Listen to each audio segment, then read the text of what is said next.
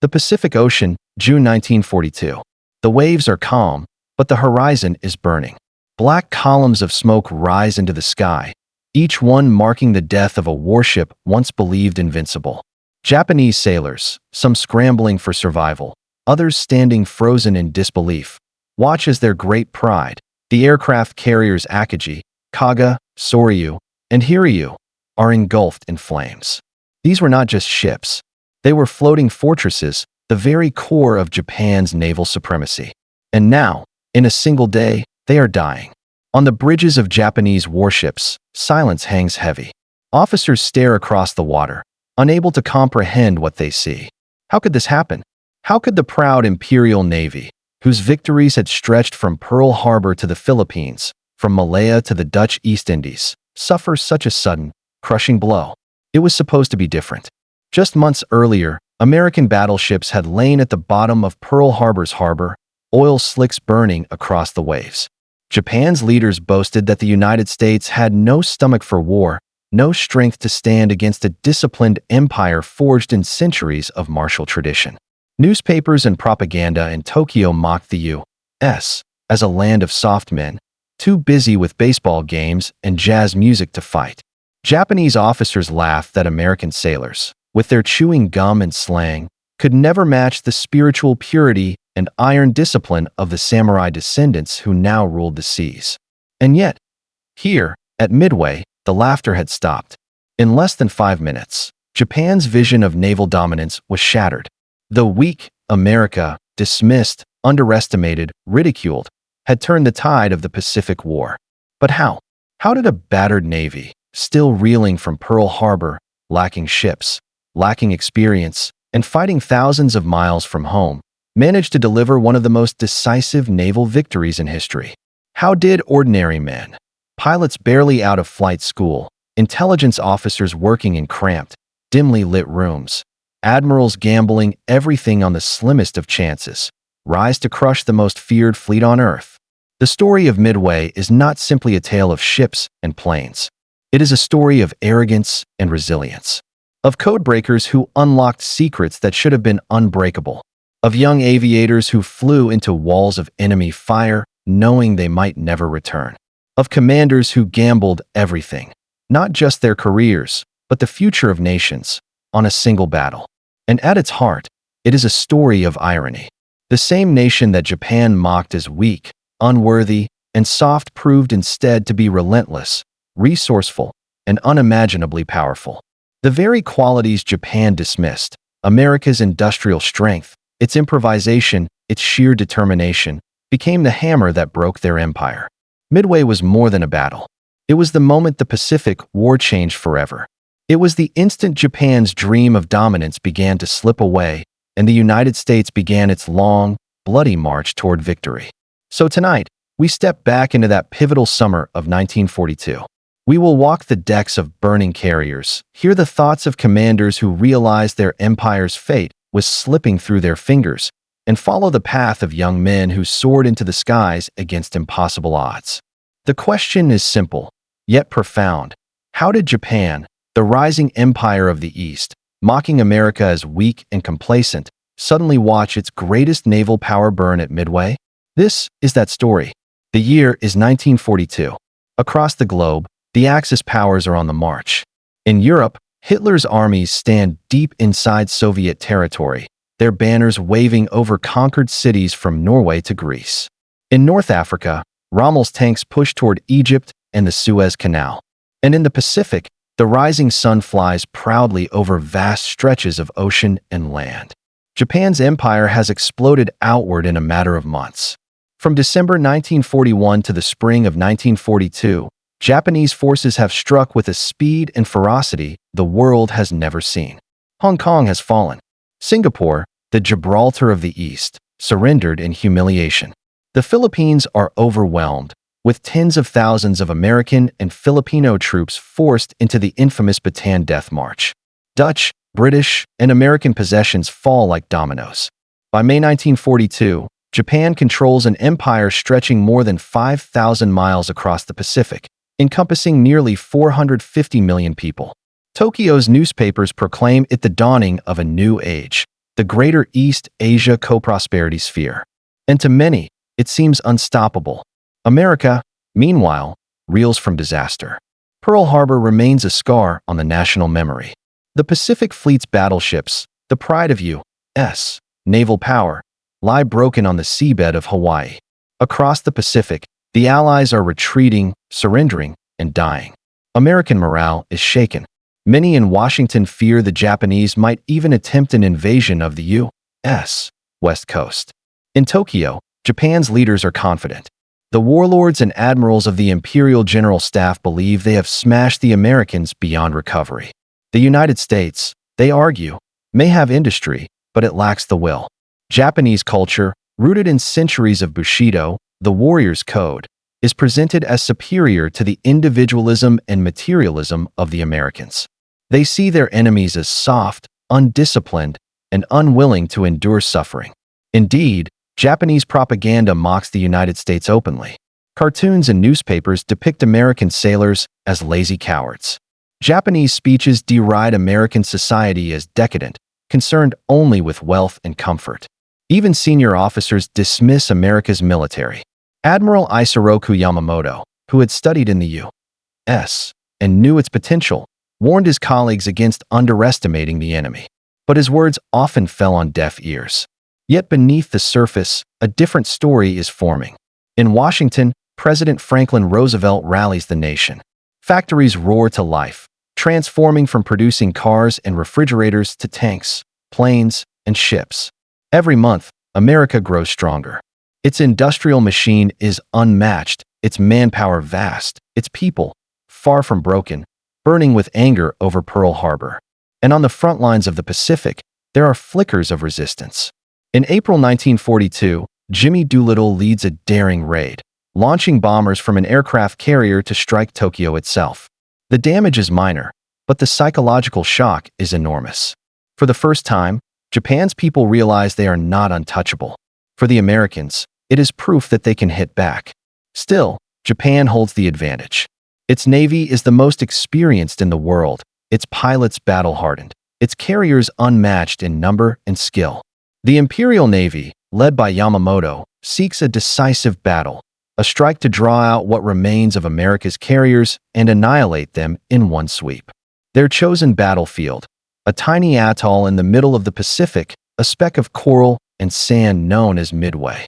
Strategically located between Asia and North America, it is the last American outpost west of Hawaii. By seizing it, Japan hopes to extend its defensive perimeter, threaten Hawaii directly, and perhaps force Washington to the negotiating table. For the Japanese, Midway is an opportunity to finish the job they began at Pearl Harbor. For the Americans, it will be a desperate gamble.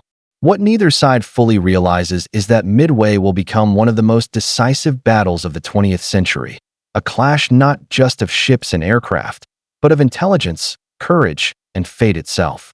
The world in mid-1942 stands on a knife's edge. Japan believes the United States is weak. America, battered but unbroken, prepares to prove otherwise. The stage is set. The fleets are moving. And the Pacific is about to witness a confrontation that will change history. The road to Midway began not in June 1942, but months earlier, with a clash of worldviews as much as armies. Admiral Isoroku Yamamoto, commander of the Japanese Combined Fleet, was a man torn between admiration for America's strength and loyalty to Japan's destiny. He had studied at Harvard, toured the United States, and witnessed firsthand the size of American industry. He knew its car factories, oil refineries, and shipyards could outproduce Japan tenfold. And yet, Yamamoto had also been the architect of Pearl Harbor. He believed Japan's only hope was to strike hard and fast, to smash the U.S. Navy before it could recover, and force Washington to accept a negotiated peace. A prolonged war, he warned, was unwinnable. His plan was simple in concept, daring in execution. Lure America's carriers into battle by attacking a vital target, then destroy them with overwhelming force. The chosen target was Midway Atoll. In Tokyo, the Imperial General Staff shared Yamamoto's desire for a decisive battle, but for different reasons. While Yamamoto respected American potential, many of his colleagues dismissed it entirely. They pointed to Japan's string of victories across the Pacific: Pearl Harbor, Malaya, Singapore, the Philippines, the Dutch East Indies. In 6 months, Japan had humbled Britain, America, and the Netherlands, colonial powers who had ruled Asia for centuries. Why should the next battle be any different? Japanese newspapers and propaganda celebrated these triumphs with gusto. Cartoons showed American sailors as fat, slow, and cowardly, men who would rather dance to jazz music or play baseball than face the sacrifice of war. A common phrase circulated in military circles: the Americans were decadent, unable to endure pain, unwilling to fight to the death.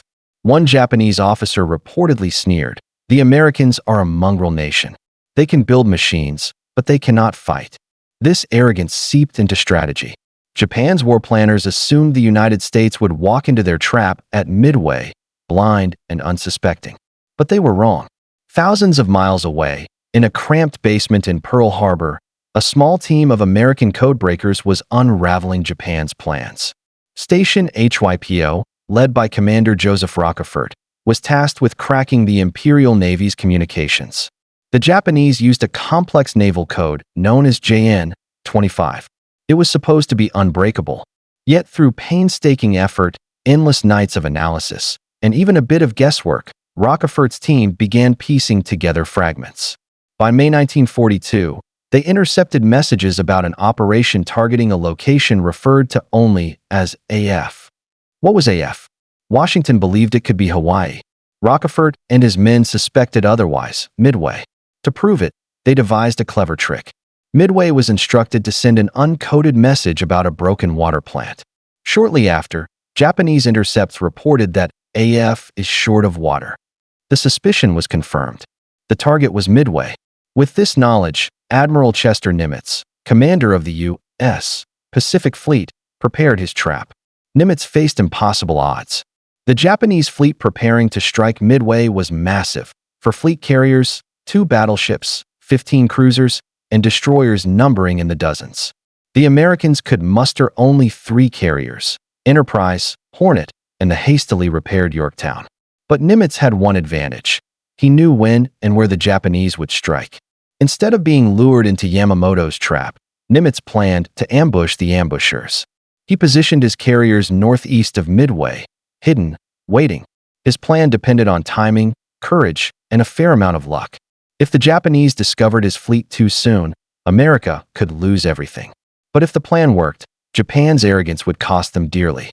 At its core, the stage for Midway was not just about fleets, but about 2 very different mindsets colliding. For Japan, war was about spirit, discipline, and tradition. They believed their pilots were superior, their sailors tougher, their culture destined for victory. Machines could be replaced, but not fighting spirit. For America, war was about resilience, improvisation, and industrial might. They did not boast of spirit or destiny. Instead, they quietly adapted, building new planes, repairing old ships, and training young men who only months earlier had been clerks, farmers, and students. This clash of values would play out in the skies above Midway. By late May 1942, both fleets were moving into position. The Japanese armada, stretched across hundreds of miles of ocean, advanced with confidence. Their commanders were sure of victory, so sure that Yamamoto himself remained far in the rear, aboard his flagship Yamato, believing the carriers would crush the Americans before he needed to engage. On the American side, tension ran high. Pilots briefed in hushed tones, studying maps of the atoll, memorizing the faces of comrades they might never see again. The carrier Yorktown, damaged just weeks earlier at the Battle of the Coral Sea, had been patched together in an incredible feat of engineering. Navy workers labored around the clock, repairing a ship that should have taken months in just 3 days. When it sailed to join the fleet, some of its welds were still hot. The Americans knew they were outnumbered, but they also knew something the Japanese did not. The element of surprise was theirs. The stage was set. On the horizon, the greatest naval ambush in history was about to unfold. The morning of June 4th, 1942, dawned over Midway Atoll with a mixture of calm and unease. For the men stationed there, the small cluster of sand and coral in the middle of the Pacific was suddenly the center of the world. Long before the sun had risen, Radar operators on Midway picked up incoming signals. The Japanese were coming, and they were coming in force. Within minutes, the first formations of Japanese aircraft were overhead, streaking across the skies to unleash their fury on the island. Bombs fell in thunderous waves, cratering the runways, destroying hangars, and sending flames into the morning air. The defenders fired back with anti-aircraft guns, filling the sky with black bursts of smoke. Some Japanese planes were torn apart midair, plunging into the sea. Others pressed on, strafing and bombing relentlessly. The tiny atoll shook with the fury of one of the mightiest naval air forces the world had ever seen. But even as Midway burned, the defenders refused to collapse. American pilots scrambled into their cockpits, some flying obsolete aircraft like the Brewster Buffalo that were outclassed in almost every way by the nimble Japanese Zero. They knew they were at a disadvantage, but they also knew they had no choice. Their mission was not to defeat the enemy outright, but to delay, to buy time, and to keep the Japanese occupied long enough for the carriers lying in wait to strike. Many of these men would not return. One by one, they launched into the sky, diving at superior enemy aircraft and swarms of bombers. They were shot down in droves, but their sacrifice slowed the Japanese assault and disrupted the carefully planned attack timetable. Meanwhile, far out at sea, the American carriers Enterprise, Hornet, and Yorktown began launching their strike groups. The tension on those decks was unbearable.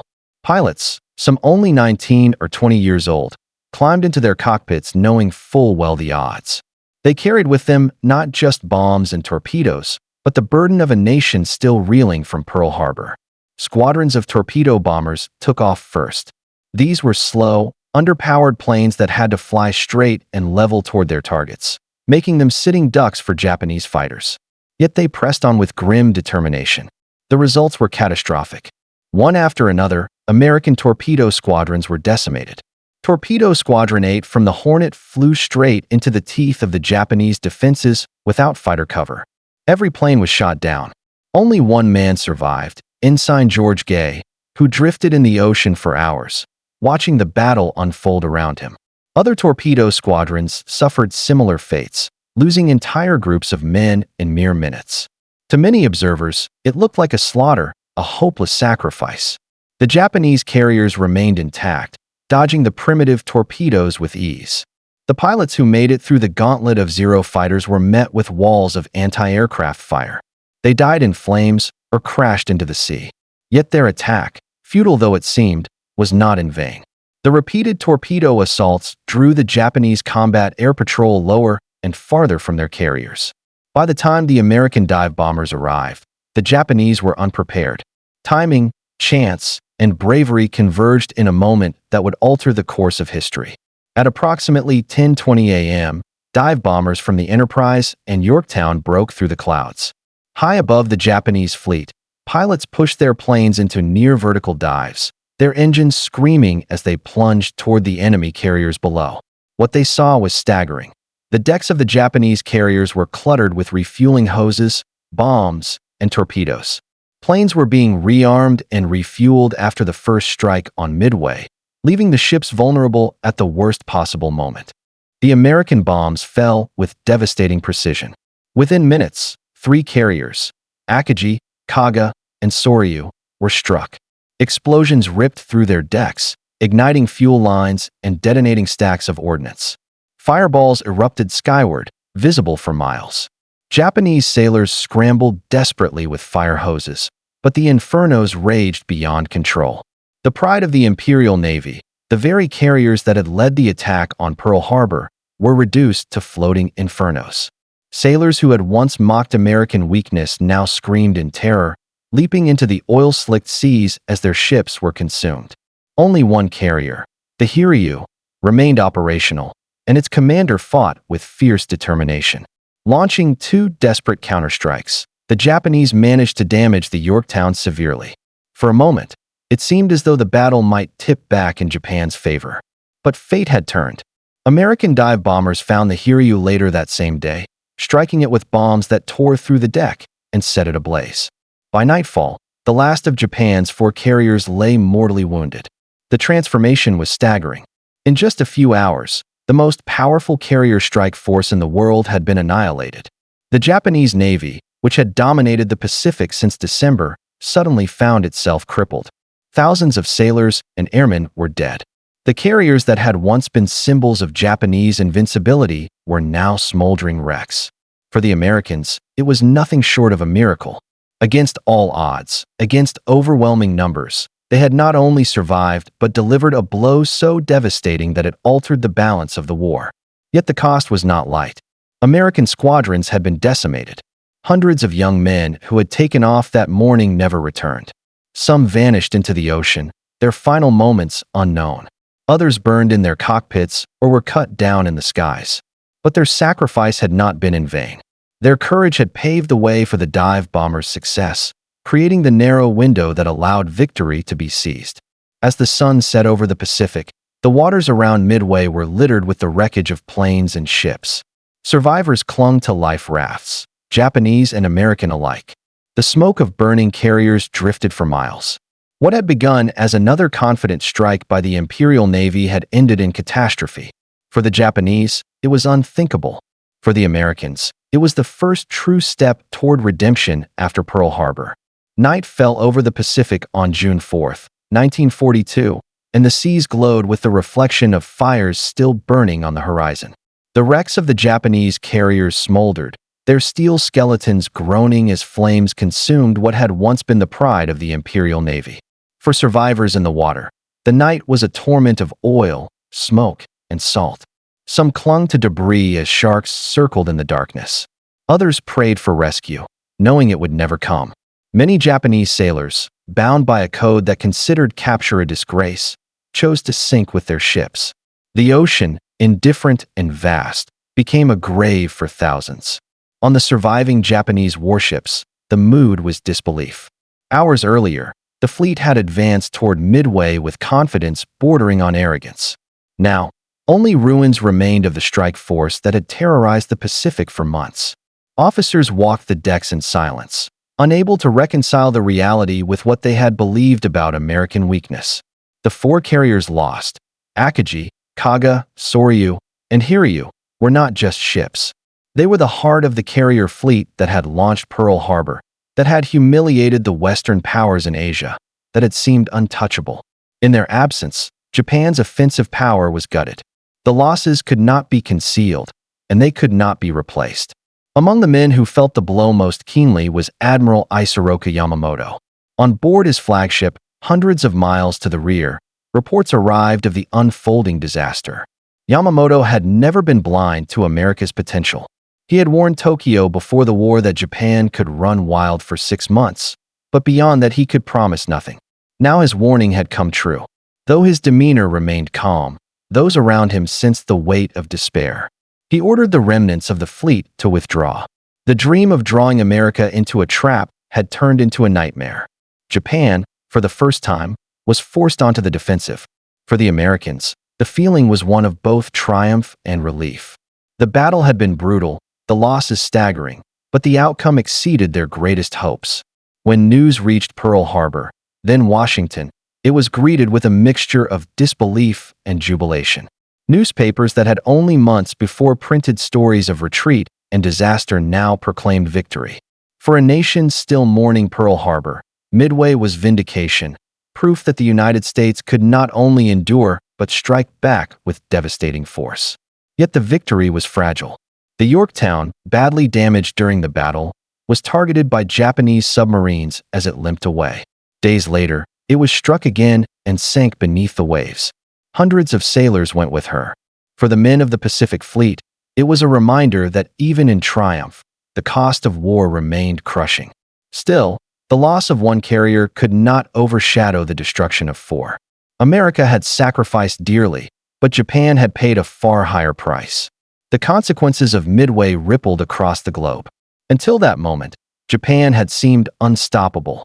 Now, for the first time, its aura of invincibility was broken. Allied leaders saw the battle as a turning point. Winston Churchill later described it as the most important naval engagement since Trafalgar. For the Japanese, it was the beginning of a slow, inexorable decline. They would fight fiercely in the months to come, but never again would they regain the initiative. The psychological impact was perhaps as great as the material losses. Japanese pilots who returned from Midway carried the weight of defeat, their confidence shaken. Captured officers, interrogated later, admitted to shock that the Americans had known their plans. Some whispered of betrayal, unable to comprehend that their codes had been broken. Others clung to the belief that the gods of war had simply turned against them. On the home front, the government tried to minimize the scale of the disaster, announcing only a setback. But whispers spread, and the truth could not be hidden forever. For ordinary Japanese citizens, who had been told their empire was destined to triumph, the defeat was bewildering. For American servicemen, the victory lifted morale to new heights. Men who had felt helpless after Pearl Harbor now believed they could win. Letters home carried cautious optimism, tinged with grief for fallen comrades. Pilots who had survived Midway wrote of the chaos, the fire, the courage of men who never came back. One aviator recalled watching torpedo squadrons dive into death, their sacrifice paving the way for the victory. They went in knowing they would not return, he wrote. Because of them, we found our mark. The wider world took notice. In Europe, where Hitler's forces pressed toward Stalingrad, news of Midway gave hope to occupied peoples. It was proof that the Axis powers could be defeated, that the tide of conquest could be turned. For the Soviet Union, struggling under the weight of the German invasion, it was a sign that their allies in the West could deliver blows that mattered. For Britain, it was reassurance that America, still new to the war, was committed and capable of carrying its weight. Yet beyond the headlines and speeches, the reality of Midway was grimly human. The sea swallowed thousands of lives. Young men on both sides who had dreamed of glory found only death. Survivors were scarred forever by what they had seen. For Japanese sailors, the memory of their burning carriers haunted them long after the war. For Americans, Midway became a symbol of sacrifice and courage, a story retold to honor those who gave everything in a battle few expected them to win. Strategically, the outcome was decisive. The 4 carriers destroyed at Midway represented Japan's best, manned by its most experienced crews. Replacing the ships would take years. Replacing the men would prove impossible.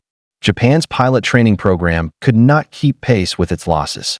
America, by contrast, could draw on vast resources and manpower. Every month, new ships rolled from shipyards, new planes from factories, new pilots from training schools. The balance of power had shifted irreversibly. But though Midway marked a turning point, it was not the end. The Pacific War would grind on for 3 more years, through jungles, islands, and oceans soaked in blood. The battles to come, Guadalcanal, the Solomon Islands, Iwo Jima, Okinawa, would test the endurance of both nations to the limit. Midway was not the final chapter, but the moment when the tide began to flow in America's favor. It was proof that Japan's mocking view of American weakness was a fatal miscalculation. In the silence after the battle, as ships withdrew and the ocean reclaimed its dead, the lesson of Midway became clear. Pride and arrogance had led Japan to underestimate its enemy. Discipline and courage had carried the Americans through, but intelligence and timing had made the difference. The outcome was not ordained by fate. It was seized by men willing to risk everything in the face of overwhelming odds.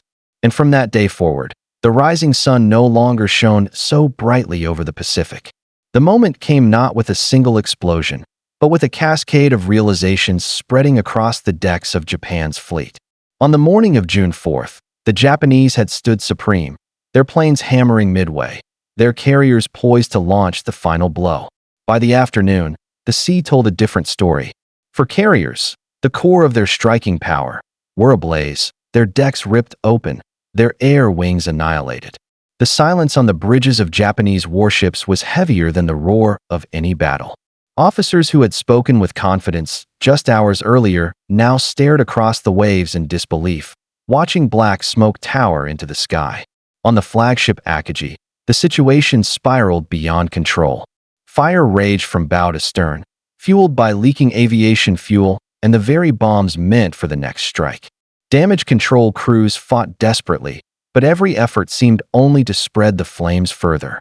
Admiral Chuchi Nagumo, who had commanded the carrier force that struck Pearl Harbor, stood stricken. He had believed Midway would be another triumph, an easy step toward drawing the Americans into submission. Now his flagship was a furnace, his men dying in droves. Reports crackled over the radios. Kaga burning out of control. Soryu hit multiple times. Hiryu launching a counterattack, but then struck herself. Within hours, the reality was inescapable. The entire carrier strike force was gone. Admiral Yamamoto, stationed far to the rear on the massive battleship Yamato, received the reports in grim succession. He had long understood America's potential, long feared that time would eventually tilt the war against Japan.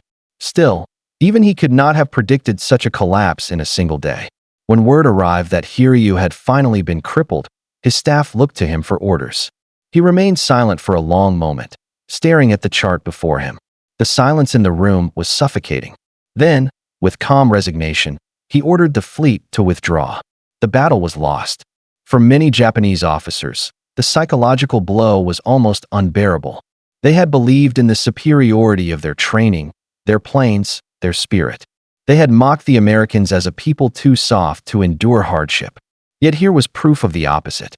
American pilots had hurled themselves into suicidal attacks, torpedo squadrons annihilated for no gain, but through sheer persistence, they had created the opening that led to victory.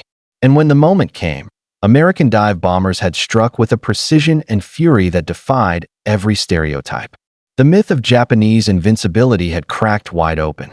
Sailors aboard the carriers faced their own private hells. Men trapped below decks screamed as fire consumed compartments. Others leapt into seas slick with burning oil, their bodies igniting as soon as they touched the water.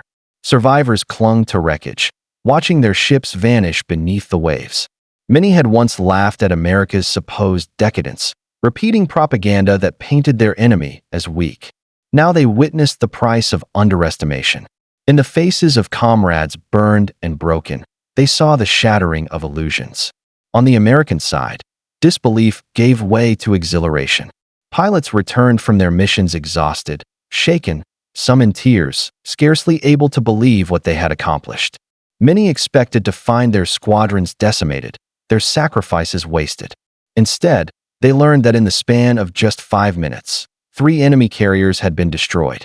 Admiral Nimitz, when reports reached him, allowed himself only a brief moment of satisfaction before turning back to the grim work ahead. But even he understood what had happened. The balance of the Pacific had shifted forever. The climax of Midway was not simply the destruction of ships, it was the collapse of certainty. The Japanese high command had believed victory was inevitable, that America would crumble under pressure. Instead, in the space of a single morning, they lost the very weapon that had made them masters of the Pacific. For carriers, for air wings, for symbols of national pride gone. It was a blow not just to strategy, but to the soul of the Imperial Navy. From that day forward, every Japanese officer knew the truth. The war would not be easy, and perhaps it could not be won at all. The Pacific Ocean bore witness to this turning point in silence. The waves lapped gently against burning hulks, indifferent to the fate of empires. Above, smoke curled into the sky like a funeral pyre. In that moment, Japan's dream of a quick, decisive war was extinguished. The rising sun still shone, but its brilliance had dimmed. America, the nation mocked as soft and cowardly, had struck back with a vengeance that none could ignore. The smoke of Midway lingered long after the last carrier sank beneath the waves. In the calm that followed, the Pacific was forever changed.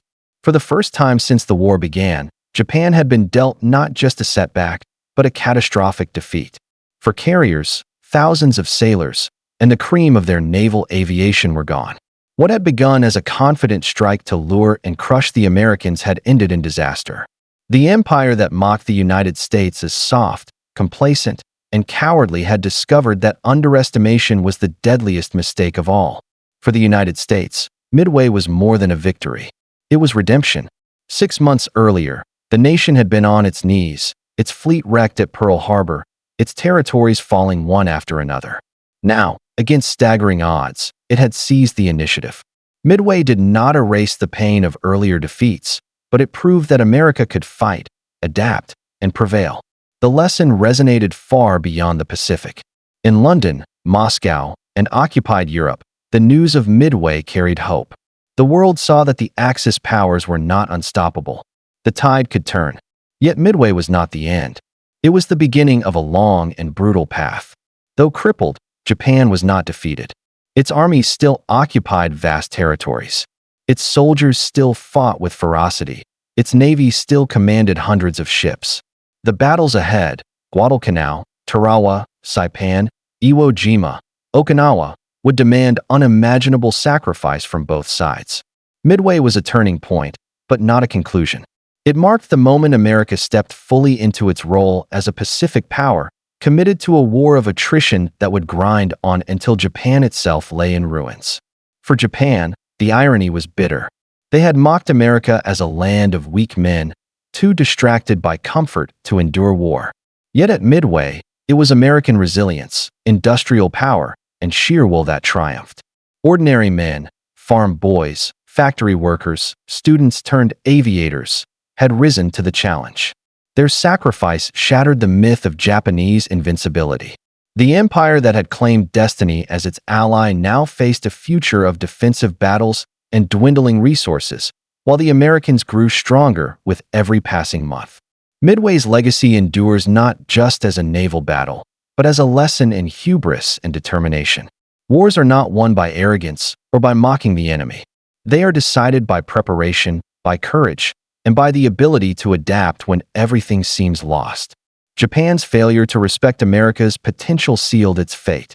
America's refusal to surrender, even when the odds were against it, opened the path to eventual victory. As history looks back, Midway stands alongside battles like Trafalgar, Gettysburg, and Stalingrad, moments when the tide of war turned sharply. It was a clash of empires, of cultures, of beliefs about destiny and strength. And it was proof that the underestimated can rise with devastating force. In the calm blue waters of the Pacific, the empire of the rising sun learned that the nation it mocked as weak could fight with relentless determination. The war would rage on. The jungles of Guadalcanal would soon run red with blood. Island by island, mile by mile, the Pacific would become a graveyard for ships, planes, and men. But from Midway onward, the question was no longer whether America could withstand Japan. It was how long Japan could withstand America.